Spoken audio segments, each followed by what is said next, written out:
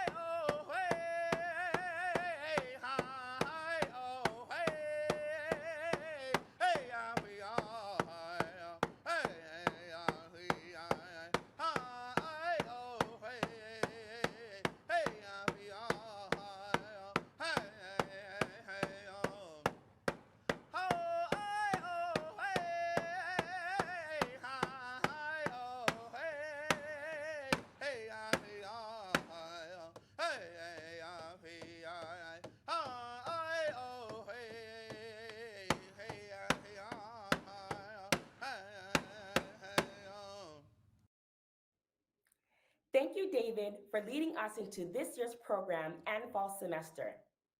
If we haven't met before, I'm an alumna of George Brown, having graduated from the Bachelor of Business Administration in Hospitality Operations Management program.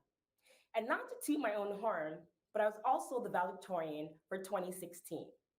I currently work at the Student Life Department, where I'm an assistant for orientation and transition events. We've got a great morning planned for you. You'll have a chance to meet our new president, Dr. Gervin Ferron, when he sits down with our chancellor, Noella Milne. You'll also hear about our college priorities when Gervin asks our senior leadership team some rapid fire questions. And we've got several great videos lined up to help us explore themes like foundations for success and future skills. You'll also hear from your union leaders. To kick off our program, I'd like to introduce Kevin Costante, the chair of our Board of Governors. Before becoming an adjunct professor at the School of Policy Studies at Queen's University, Kevin spent 36 years with the Ontario and Saskatchewan Public Services. We are grateful for the experience and expertise he brings to our board. Thank you for being with us today, Kevin. Now over to you.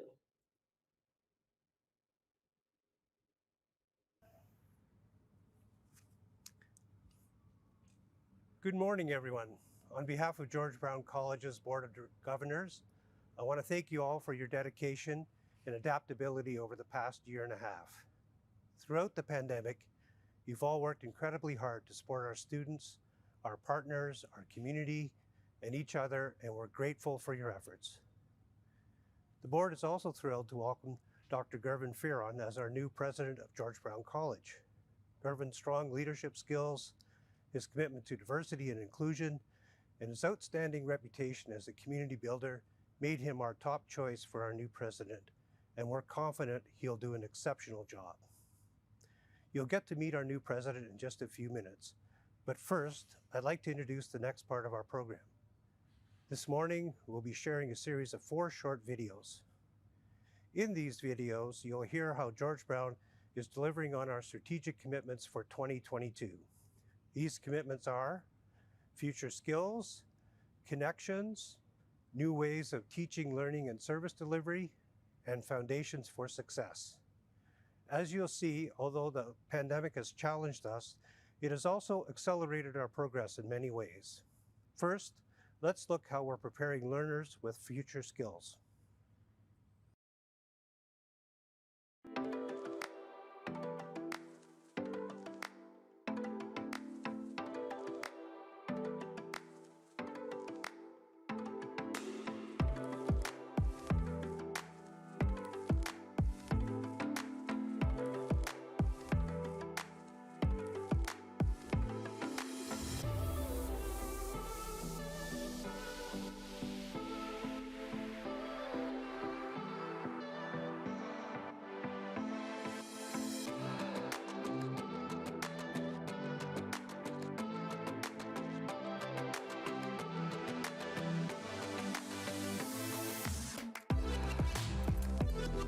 I truly believe that this has helped me be more prepared for the workforce in the future. My adaptability and flexibility skills have been improved, as well as communication skills. I really do believe that my future employer will look fondly upon my resume, seeing that I did some remote work internationally. And I just love how much I was able to implement my love for sustainability into this internship.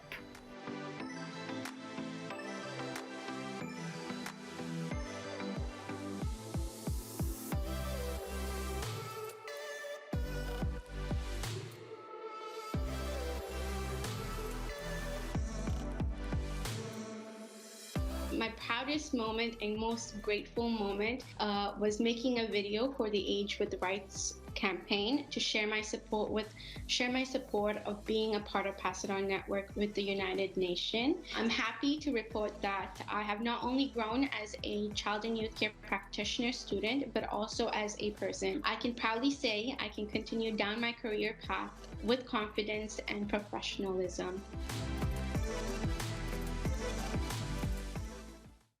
Now we'll hear from from another game changer in our community, George Brown's Chancellor, Noella Milne.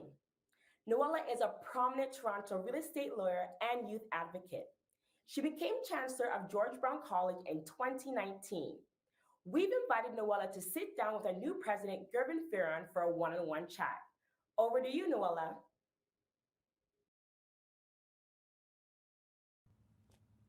Welcome to George Brown College, Gervin. I've been asked to interview you for the next few minutes so that our employees can get to know their new president. But since you just started at GBC, let me first tell you a little bit about my journey with George Brown College. I first came to the college about 20 years ago to sit as a member of the Board of Governors. And even back then, I saw the great potential that George Brown College has and the great impact that it makes on the lives of our students that come from such diverse and exciting and interesting backgrounds, and the impact that George Brown has on this wonderful city of ours. Our graduates are in every area of the city, and it's wonderful to bump into them from time to time. I then was asked to sit on the foundation board and eventually chair that board, where we raised thousands of dollars for 100 different student scholarships and the different capital projects, such as this beautiful campus. In 2019, I was asked to become the Chancellor of George Brown College. And at first I said absolutely not, because I didn't think I was worthy of the honor. But I talked to a few people, and it was my husband that said to me, "But Noella, you came to Canada at the age of 17, alone, with nothing, and you had to work to get to where you are. Your story will resonate with a lot of our students who are just like you, and when they look at you, they will see themselves in you." So that convinced me, and I'm so glad I took on the role. And I know you will love it here, Gervin. But really, we're here to talk about you and not me. So to start, what would you like the GBC employee community to know about their president? Thank you for that question. And it's so exciting at first. I'd like them to know how excited I am to be their president and to be a part of this incredible institution, this college that has amazing employees, donors, sponsors, partners, and most of all, our students. And I think you said it most, that our focus here at the college is around our students. And that really excites me. But it also excites me the kind of possibility that we have for the future and the way that we'll be contributing to the vitality and the economic development and growth of the city, as well as to know that we'll be contributing to the talent and the skills of our students, and that they'll go out and make such a difference in the world, not just here in Toronto, but really across the globe as well. Thank you. I listened to your CBC Metro Morning interview and appreciated hearing you share your personal stories, including that your mother went back to college later in life. Can you tell us a little more about that lived experience and your perspective on lifelong learning? Well, I think lifelong learning is so important. And for our family, I came to Canada at age 9, and for some of the members of the college, it might be really useful for you to know that I was born in England. My parents are of Jamaican background. I lived in Jamaica between 6 and 9 and came to Canada at age 9. And in coming to Canada, a real fundamental goal for us as a family was for each of us, my brother and my 2 sisters, for all of us to be able to go on to post-secondary education. So one of the interesting things for us as a family was that our mom really felt that she wanted to set an example. So later on in life, she went to college. And it was just an amazing item to see. But it also taught me a lot. It taught me a lot about perseverance. It taught me a lot about resiliency, about goal setting, and about how each of us can be an example to the other. And that through our own successes, that we can inspire others. And for me as well, when I see students here at George Brown College, I know each one of them are doing something that aims towards their goals and their career aspirations, their educational aspirations, but what also it might mean to their family, what it might mean to their community, and what it means to all of us here in Toronto and to the country. And I think that sense of what it means to our students is so incredibly inspiring to me. I've had a chance to meet a number of our students, and all of them have a story about their journey in them getting here to the college. And one of that part of the story is about why they're here. And they all point to the experience, the commitment of all the instructors, the commitment of all the staff, and the kind of contribution that we make here at the college to their success. And I could be no more prouder of anything than the sense of being so student focused and contributing to their success. So from my mom, as a family, from being here as the new president, it's just so inspiring and so exciting, and really looking forward to working with everyone here. That's very inspiring. Thank you so much for sharing that very personal experience. I'm going to end with a little bit of a rapid fire round of quick questions for you, Gervin, as a bit of getting to know you. Coffee or tea? I must say, Heritage would say tea, but it's actually coffee. Okay. Favorite fast food? Fish and chips. Okay. Mine too. Last movie you saw? That must have been ages ago. Oh, that one's really difficult. I have to say that I've started to watch a number of series and the like, so I'm going to have to skip that one. Yeah, I don't blame you. What's your favorite band? Oh gosh, I guess I would maybe say two different bands. Maybe Chicago would be one. I love that would be one. I think why don't I stick with Chicago? Okay, It's yeah, such a 'cause I wide love range. Chicago. You like Yeah. Chicago as well? Yeah, you may go downhill from there. There you go. What's your favorite instrument? I actually play the saxophone. Oh my I play gosh. both the tenor and the alto. Wow. But I can really say that if I to listen to an instrument, I would probably say the guitar and the piano, both great instruments. But I play the saxophone. Well, we'll have to get Gavin to play the saxophone for us soon. I'll try. I think I better practice a lot more though. Your favorite city, other than the city of Toronto, of course. How about if I said Toronto? You're so politically correct. And your favorite sports team? Well, that's a great question. My favorite sports teams. Well, in fact, I really like the championship of the Raptors.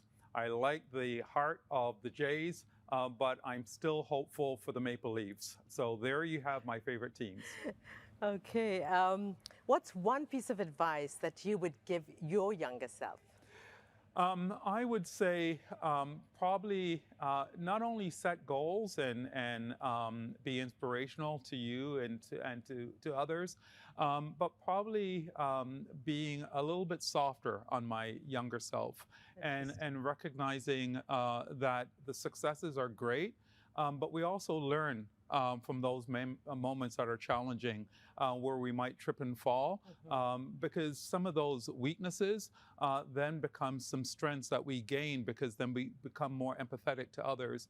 And I can tell you, especially as a learner, the things that I struggled with really allowed me to become a better instructor, a better teacher, and a better person in the classroom, because I knew those areas likely were difficult, and as a result I could be empathetic, I could be understanding to the students that I was engaging with. But I also say I would tell my younger self, regardless of what, be incredibly hopeful, and the possibilities of the future are just unbelievable. A younger me would not have believed that I would be the president to this outstanding college, but here I am. And I would say to all of our students, don't tap what is possible, just think of the future and know that we're here to contribute to support your success. And as well, my younger self learned so much from all of my teachers, and we've got incredible instructors here, and learn from them. And that's what I would tell my younger self too. That's great advice for me, for the employees, and I hope our students are listening as well. Yeah, Thank you, Gavin. It's been so wonderful having this chat. I know that a little later you'll be talking with your team of vice presidents. And so for now, let's just leave it there and get on with the rest of GBC Connects.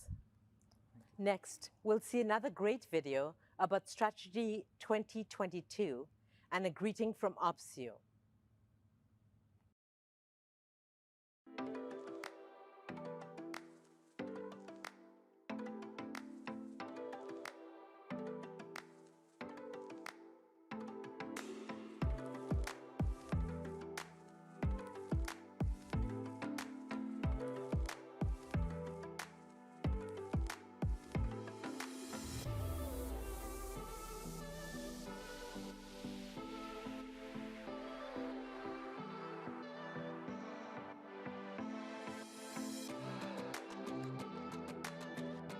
The Foundations in Banking program was created with the intention of affording an opportunity to BIPOC individuals a chance to develop careers in banking. It was a really good entry point for them because we recognize that in many cases, individuals have the talent, but sometimes not the wherewithal. And so through this program, we were able to combine the talent, the wherewithal, and the market demand for these individuals to get that opportunity to become bankers. The students felt that suddenly a door had opened up for them that in many cases they thought would have never happened. So they did a 7 weeks internship, and after that was completed, all of them were hired. And now we're in discussions of for having a second cohort. This experience changed my life. I'm grateful, and I love the mentoring that we got in the beginning. It really prepared us for the schooling portion of the program and the workforce. I've learned so much while we were doing the mentoring, and different ways that I can navigate my own personal life and my own personal business. So I thought that was very interesting. I have friends for life now and great connections, and I'm so grateful that I was a part of this.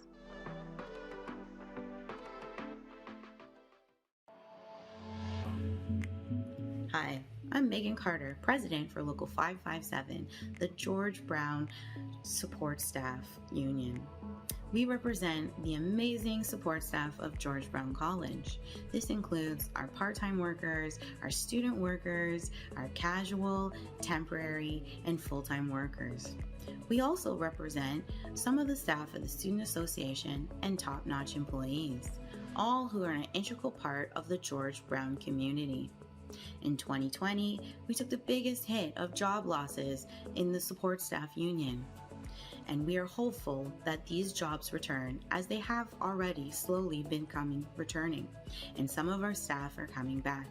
We are hopeful that in 2021, all of our staff return, and we were reminded how important support staff are to the George Brown College. We want to remind all of the staff the importance of adapting to the change of jobs in the college. We want to take a look at our skill sets, our professional development, and the courses to change and adapt with the jobs of tomorrow. But we will always have your back and fight for the jobs of today. And remember, the union is always fighting for the rights of the workers. The union includes all of us, all of the support staff, as our executive and our stewards are always there to help as well. We want hopeful that the new president comes, that he will remember to include support staff in the plans of the future of the college. We wish President Ancedo the best in her retirement and for her many years of service. We want to remind the college that the support staff are the ones that kept the college running over the last year and a half.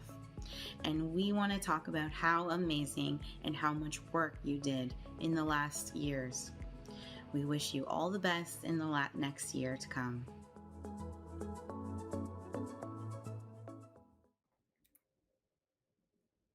Thanks for that, Megan.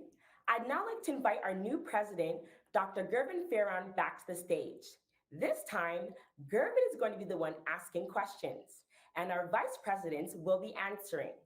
Gervin, over to you. Thank you, Nikisha. I thought that we would get to know our team by asking them some questions in front of all of you, in fact. Let me start with you, Rick. We've talked about how we've accelerated Strategy 2022, but how are we getting closer to the vision of Strategy 2030 and the next decade? Rick? Great, thank you, Gervin, and welcome, by the way. For the last 2 years ago, exactly to this date, we revealed our aspirations and our vision for 2030. And this was a result of about 18 months, very intense consultation with over 16,000 inputs and voices from our students, our employees, our community, our partners, that led to us to decide that we needed a series of strategic sprints to get to 2030 instead of one long strategic marathon. And Strategy 2022, which is what we're in the middle of, clearly allowed us to kind of respond to some of the changes that have come to us quite rapidly.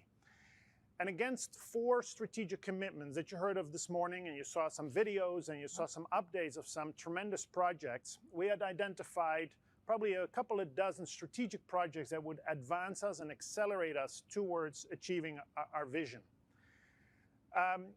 Now, of course, COVID happened, which slowed things down and distracted us, but at the same time, it really validated, I believe, our direction and our aspirations, including some of the commitments we've made for the years that we are in. We will, for the next year and a half, continue to work on some of these amazing projects and continue to update everybody through GB Community on its progress, while at the same time starting to think about our next sprint. And having the lessons learned from the last 2 years, from COVID, from working together, and responding to the changing environment in which we live, we will kind of adjust, if needed and where needed, our strategic commitments and initiate the next strategic projects that really will get us even closer to our aspirations for 2030. And based on what I've seen, and I think we all have seen in the last year and a half, our ability to collaborate and innovate together, our resiliency, and our continued passion for our students, and to constantly look for ways to do things better, I'm quite confident that with your help, Gervin, and everybody's help, when we look at Strategy 26, that we will further accelerate and make very productive moves forward to being the institution that we set out we want it to be. And I'm quite excited for the year to come, and want to actually use this opportunity to thank everybody, not only working through the last year and a half, but also continue to be focused on what we do for Strategy 2022. And we're counting on everyone's voice and through lots of consultation to get ready for the sprint ahead of us. Thank you very much for those comments, Rick. And let's hear from another member as well of the team. Michael, this pandemic has thrown us all a lot of curveballs. How do you think we stay financially sustainable in a world of so many changes and uncertainty? Over to you, Michael. In many ways, the curveballs that we at the college have faced over the last 18 months are similar to what individuals and families have also faced and continue to face through the COVID-19 pandemic. Although we had built up some savings for the long term, some of those curveballs meant that we had to make some choices and pivot so that we could still meet obligations and stay on track. For example, we acquired additional laptops and other equipment to facilitate working from home and delivering programs online, as well as acquiring PPE and implementing other health and safety measures to ensure those who needed to be on campus remain safe. Sometimes these choices will require drawing down on the savings to address immediate needs, and other times it will require delaying or canceling some initiatives in order to set aside some additional funds. At the same time, Opportunities may present themselves which would help accelerate the pace to achieve a particular goal, and we must have the nimbleness to take advantage of these opportunities when they present themselves. We cannot always predict challenges, but it points to the importance of the college setting aside funds for funding strategic priorities that improve student educational experience and success, or challenges that we cannot often predict. Our strategy helps to guide where we aim to get to in the future. However, with change and uncertainty, sometimes the path we need to take to get there has to change. Of course, at the college, we all have a role to play in ensuring we remain financially sustainable, and I thank you for the role each of you play at the college. I know, especially over the last 18 months, not only are there curveballs being thrown at us, the weather has been unpredictable too. Having rainy day funds and continuing to be flexible on the pace in which certain initiatives will be achieved is key. Through working together, being nimble, and balancing short-term requirements with long-term goals, the college will continue to be financially sustainable in a world of so much change and uncertainty. Thank you very much, Michael, and it's outstanding to hear that reference of working together. We've all had to learn a lot throughout this period of the pandemic. And Corey, over to you in this question. What has been some of the lessons learned, and what has the pandemic taught us about online teaching as well as learning? Thank you, Gervin. That's a very, very good question. The pandemic has taught us that we are all in this together. We are able to literally pivot overnight, which I commend our TLX and our faculty for. This was a Herculean test. Even though the quick pivot was possible, we recognize that some students thrive at home and others need a connection with their respective teachers and classmates.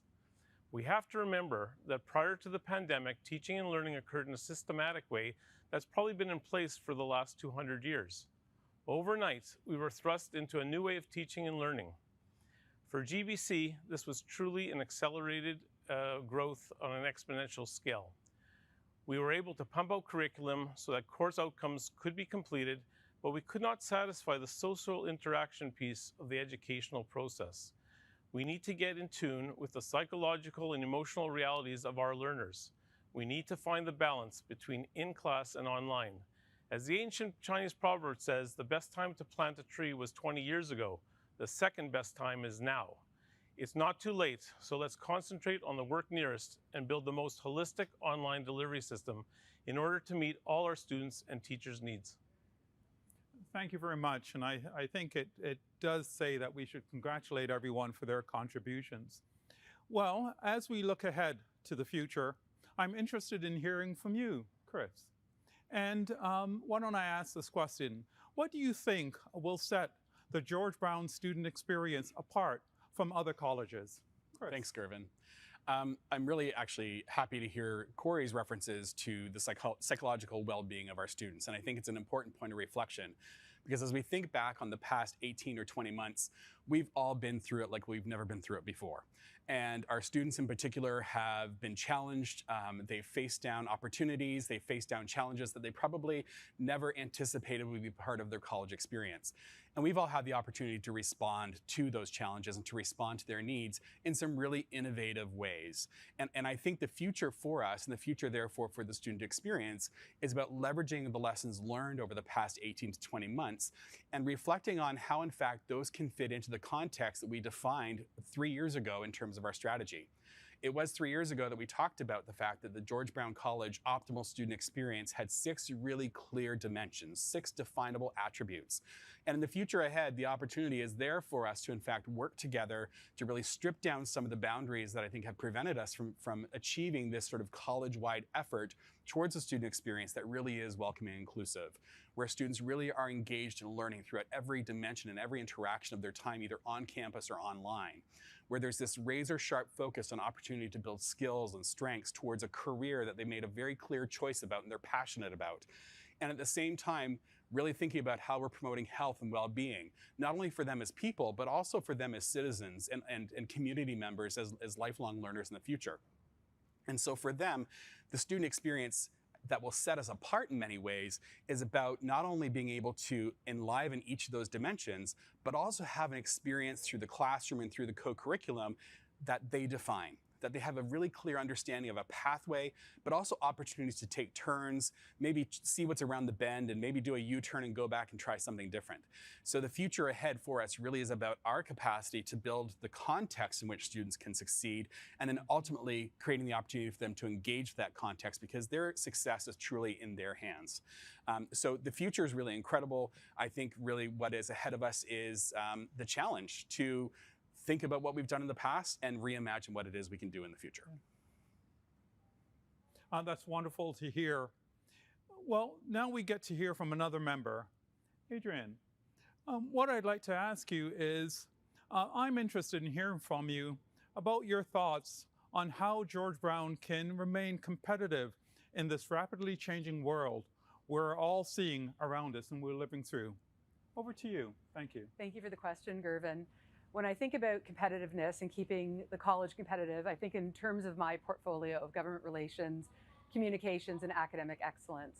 In terms of government relations, we know that post-secondary competes with education and healthcare for taxpayer dollars. So it's really important, not just as George Brown, but as a sector, that we remind government of our value proposition, about how important we are to employers, to students, and how we really are going to be key in helping the economy recover from COVID-19.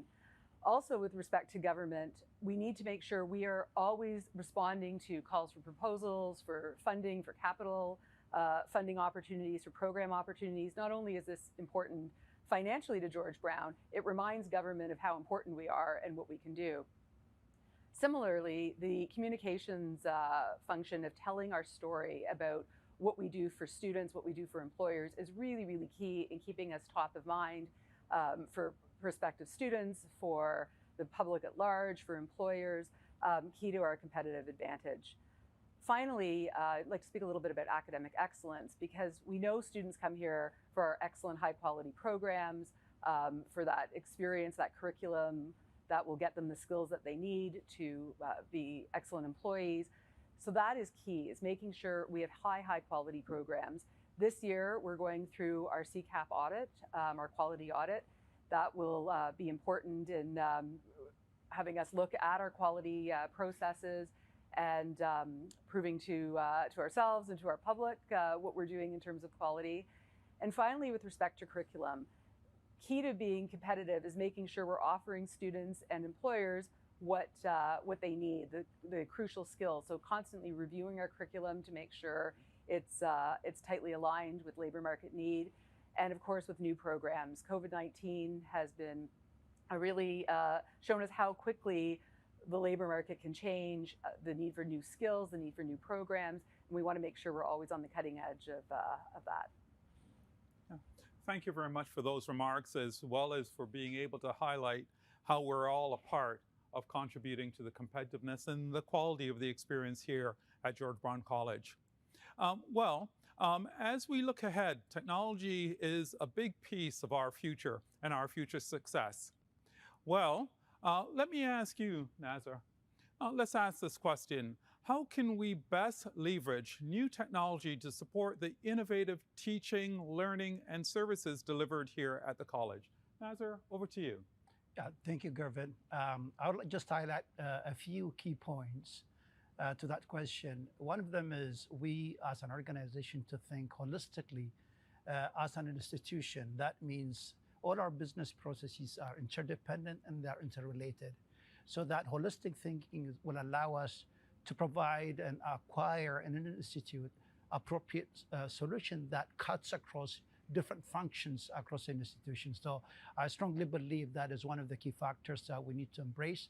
The other element would be us really looking at embracing technology as they are versus us making a technology fit to our business process. How do we change our business process to benefit from new capabilities and new enablement that will be provided by the industry which is available on the market? That change in culture and thought process is also key.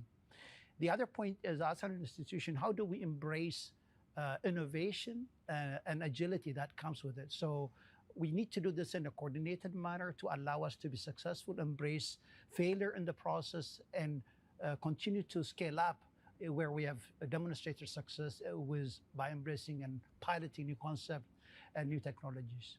They all obviously, in order to make this happen, we also need to look at the resource optimization and maximizing what we have. So the skill sets we have, the investments we made, how do we optimize and continuously look at a more organized architecture across the organization?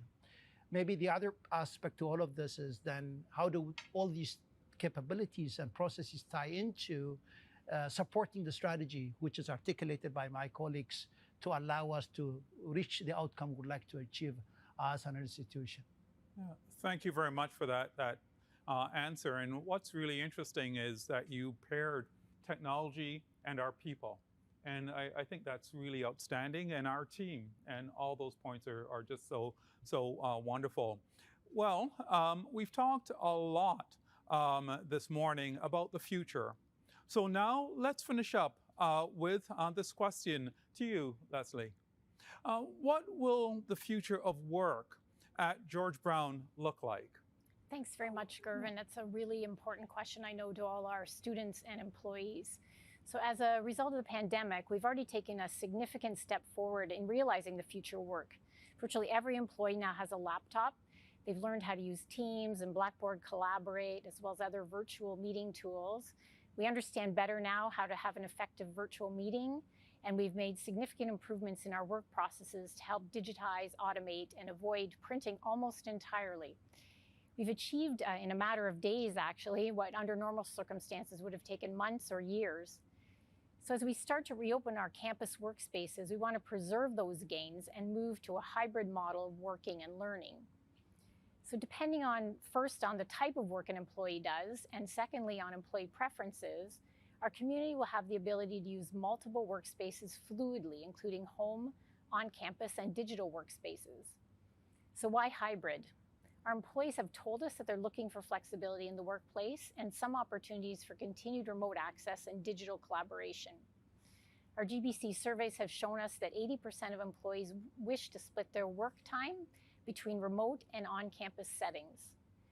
A hybrid workplace at GBC is also one of opportunity. By providing flexibility where job requirements make this possible, we can offer a greater degree of autonomy to support individual well-being. This includes work-life balance, increased pathways to support new opportunities for professional development, and a renewed sense of community. In fact, community is a major driver in our push for a hybrid model. Through providing opportunities to work remotely, which actually might sound like we're moving farther apart, it actually allows us to redesign our physical spaces to provide more opportunities for meaningful connections. If we move individual task-based kinds of work off campus, we can then strategically invest in campus environments that promote innovation and collaboration. Things like smart classrooms, collision spaces, office neighborhoods, experiential labs, and more meeting rooms, all supported with the latest technology. This change to a new model of working will require significant investment. With over 2 million square feet of space at GBC, augmenting our campus environments will take time and careful planning. While there are actions that will be taken in the short term, the Future of Work initiative will be developed in alignment with Strategy 2026 and in consultation with our community. And we really look forward to connecting with you on this exciting work. Thank you very much for those exciting and really interesting points as well. In fact, I'd like to thank all of you for this great discussion. As we close, I'd like to ask all of you to share a word or two. What makes you particularly proud about George Brown? In fact, I'll start with you, Leslie. For you. So I actually mentioned community when I was talking about the future of work. So I'd say two of the things that have really been important to me as I worked at George Brown is a sense of community and a sense of shared purpose. I actually don't think I've worked somewhere before where the employees have such a singular focus, and for us that's on the well-being and success of our students. So despite the fact that sometimes we might not always agree on how we get there, we're all anchored in the same objective. And I think that really creates a sense of community and oneness that helps George Brown be a great place to work. Oh, great, thank you very much. Nazar, why don't I ask you the same question? 1 or 2 words there. Actually, Leslie took what I wanted to say. But to be honest, having been here almost a year, it has been a great experience for myself. The collaboration, the supportive atmosphere really makes a difference. Not to mention that as an institution, we are contributing to the broader community to shape the future generation. That in itself is very satisfying. So it's good to be part of a very collaborative and supportive team. Yeah, wonderful, collaborative and supportive, just wonderful. Well, Adrian, why don't we hear from you? I'm really proud of working at an institution that has such an impact on community in terms of the early childhood educator who's looking after kids in my neighborhood, to the blessed HVAC person who got our air conditioning working again a couple of weeks ago, to the PSWs that are helping senior citizens. I think it's just amazing that we help educate people that go on to help our city and our community, and I think that's remarkable. That's great comments. Well, Chris, how about yourself? Leslie also took my answer, so I've had to make something up on the fly. But anyway, I've said this before, and I'll say it again. This is my 9th post-secondary institution, either as an employee or as a student. And it's the first place I've ever been where I don't really feel like I have to argue that students matter. And in the past 18, 20 months, we've seen this more than ever in our people and our commitment to our students and their success. Particularly as it relates to students who may be facing barriers to accessing their learning. We've had people hand deliver laptops to students. We've had food delivered to students. We've given away tens of thousands of pounds of food for families in need. And so at George Brown, we don't always necessarily do what needs to be done. We do what actually has to be done in order to help our students to succeed. And the mountains that people move to get there are simply impressive and make me feel really humble to be a part of the community. Yeah, what a wonderful set of statements, and really talking about all the members here at George Brown as well. Well, Corey, your thoughts on the same question? So it's a hard act to follow for my colleagues, but I would say that's one thing that astounds me is the wealth of talent and skills that our college community has. Everybody that's involved at the college always trying to put students first, always trying to do different things and looking at different ways of improving the ways that we process and we actually commit to projects. And it feels really great to be supported in a role where there's a whole lot of collaboration, a whole lot of inspiration and aspiration that we all can actually achieve our dreams and ultimately have the students succeed. Thank you for that. Inspiration and aspiration, just wonderful. Well, Michael, your thoughts? One of the things that amazes me about working at George Brown College is the resiliency that all of our team members have shown over these last 18 months, as well as the generosity and the authentic caring that people have shown during these difficult times. One of the things which I've always appreciated, especially with my staff teams, is taking the time when we have virtual meetings and actually asking people how they're doing and getting to learn a little bit more about people's personal lives, the challenges that they face, but also the small celebrations that they've been having while we've been working in this unusual time. Yeah, those are just great statements. Rick, yourself. Yeah, at the risk of sounding like a broken record, I wake up every morning and come to work, or stay at home but work, with everything I've got for 2 real reasons, and that is all our colleagues, the team here, and everybody watching, and the impact we have. And I think that for 4 years now excites me every day to come back and give more and do more, because we all have a lot to do still, and that's exciting. Yeah, what a great phrase. Great colleagues, great impact. Well, what a great note to end on. Now we'll see a couple more of those Strategy 2022 videos and hear from Tom Tomasi, President of OPSU 556, your faculty union.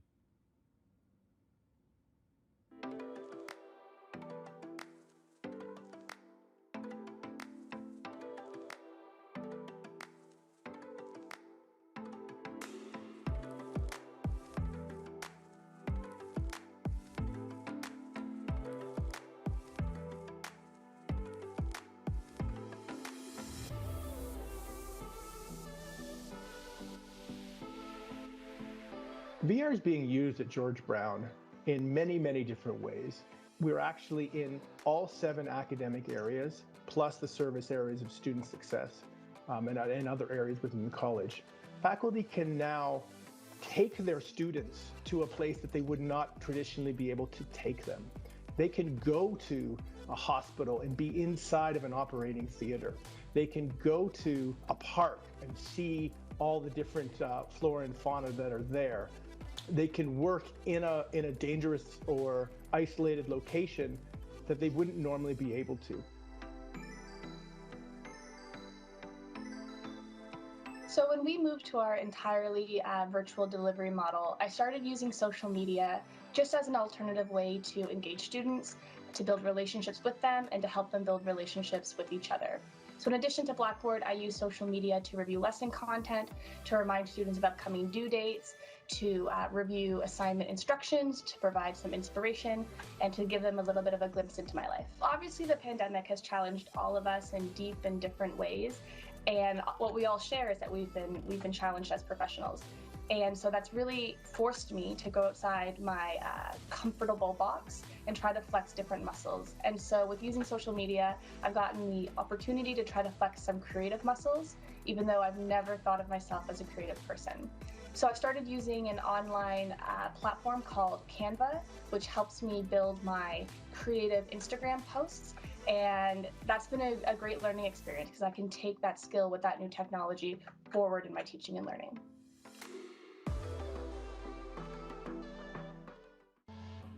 Hello all. Hoping you've had a good rest over the summer and are now ready to take on the challenges of a new academic year. Welcome back. COVID-19 and its mutations have been a major source of stress and anxiety for many of us. However, we do see a light at the end of this tunnel that suggests that better times are coming. We must, however, remain vigilant in the battle against this virus that has created such a negative disruption to our lives and indeed to our society as a whole. As many of you know, I will be on a one-year professional leave beginning in September. During this time, Paul Petrie will be acting president in my absence. I want to assure you that the local service to our membership will not be impacted in any way, as Paul and the entire local executive are committed to delivering the same level of service as always. Jeff Brown will be acting Chief Steward, while JP Hornick leads our bargaining team through this round of bargaining. Jeff will be doing so until JP returns to her active role at the college. This round of negotiations does present unique challenges, and as such, the bargaining team is counting on your unwavering support throughout this process. As for me, I will be monitoring the progress of these negotiations very closely. Of course, Sarah Weeb, our VP of Communication, will continue to keep everyone informed. Now I would like to ask you to join me in welcoming our new president, Gervin Ferron. We are looking forward to a positive and meaningful relationship with him in dealing with present and arising issues. Finally, I wish you all the best for the upcoming year, and although I'm not physically at the college, my heart and thoughts are with you. Do what you do best and have fun doing it. Be safe and stay healthy.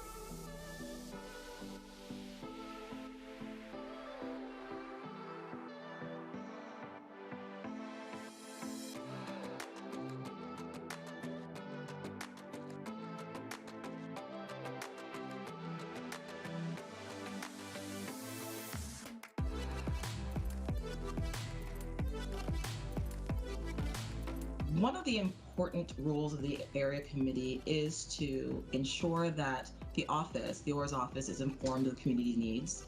It's also to provide expertise and knowledge of anti-racism issues that are happening throughout the college, feedback to policies and procedures that are working for or not working for our racialized communities, and essentially to be a consulting arm or advisory arm for the work that we do. It's important that this work is not done alone, and so having an area committee allows us to work collaboratively with the community to ensure that the work is done and is informed by those who it affects. For me, the work never ends. So when do we know that we're having an impact? When we can have those conversations, when we're engaging people, when we're stepping outside of just our own lived experience and are seeing it from other people's viewpoints. And I mean that as on an individual level as well as on an institutional level.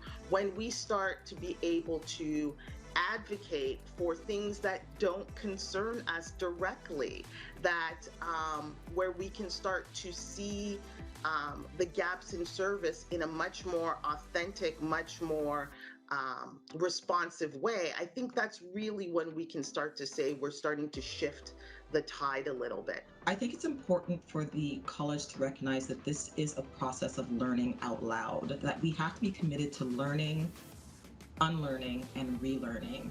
These are ideas that have been embedded in our society forever. And so to move away from them means that we have to do deep, reflective work. And if we agree to that, we will see change. Now it's almost time for President Fearon to leave us with his final remarks and send us off into a new school year. We all know it hasn't been easy navigating everything online, but we have managed to withstand the odds. Our college community has grown stronger as we have been forced to make connections through a virtual world. Now, we get to look forward to coming together and continue to take pride in a college who stood by the motto, "We are all in this together." Thank you for taking the time to join us this morning. It's been a pleasure being your host today. I'd also like to thank our interpreter and captioner for assisting in making today's presentation accessible. If you enjoyed the program, I'd like to invite you to visit GB Community, your one-stop shop for employee news. Now I'd like to welcome President Gervin Fearon back to the stage to share his closing thoughts.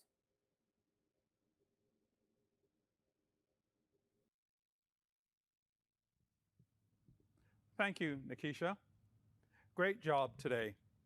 I'm excited and proud to join George Brown College as your new president. I grew up in Toronto, so this is homecoming for me. I'm delighted to be back in Toronto to join this fantastic teaching and learning community. I've always admired the powerful impact that George Brown has on students, industry, and the community. This feeling has only grown over the past few weeks as I've been able to meet some employees and students both online and on campus, and to learn more about the programs and partnerships taking place at George Brown. This college is integral to the success and vitality of Toronto, and it will be even more crucial in the months and years ahead as the city rebounds from the pandemic. Whether you're faculty, support staff, or administrative staff, we are all colleagues and a team and team members. The work you do and we do together each day helps open new doors of opportunities for our students. To me, this is the definition of meaningful work. In fact, part of what motivated me to join George Brown is its commitment to our career-focused programs, work-integrated learning, student success, applied research, and community engagement. George Brown is a diverse college, and its commitment to advancing diversity, inclusivity, and accessibility is exciting. As I mentioned earlier, my mother went to college as an adult learner, and I saw how it opened up new possibilities, both for her and for our entire family. Post-secondary education transforms us, connects us, helps us find new ways to contribute meaningfully to our communities and society. When I look ahead to the future of George Brown College, I'm excited about what we can do and what we can achieve together. The work done at the college directly adds to the talent, skills, and capacity of individuals hoping to advance their career and education. It adds to the competitiveness and profitability of businesses. It supports communities to grow and feel integrally a part of society. The work done at George Brown is important because it adds to possibilities and opportunities for the future. As we've seen over the past year and a half, the nature of work is changing rapidly, and we have a key role to play in supporting that transformation, both for workers and employers, as well as for learners and communities. I believe that George Brown is uniquely positioned to support a more vibrant and inclusive Toronto, a city that stands out not only nationally, but globally. As today's presentations have shown, this community is making great strides in achieving our Strategy 2022 commitments. And I look forward to carrying that momentum forward. Later this fall and throughout the winter, I'll be working with the senior management team and across the college and with partners to map out the next leg of our journey as we develop George Brown's strategy for 2026. I'll be sure to keep you informed and involved as this planning work is done. Ultimately, this journey belongs to all of us, employees, students, partners, and our communities. I'm honored to share it with you as your new president. As we close out GB Connects, I wanted to leave you with some kudos. First, let me say kudos to all of you for your resiliency, your flexibility, your creative problem solving over the past 18 months. It has been incredibly challenging. It has been an incredibly challenging time. And yet, throughout this period, you have all lived and fulfilled our George Brown values and putting our students first. It is fundamentally clear to me that this is a highly collaborative and innovative college community. As we close GB Connects, you'll see some notes from our Kudos app on your screen, notes written by employees, for you, for me, for us. It is wonderful to see this generosity of spirit amongst colleagues. Keep up the wonderful work, your contributions, your outstanding accomplishments. Keep sending one another kudos. Thank you for joining us today. Have a fantastic fall semester. Thank you very much.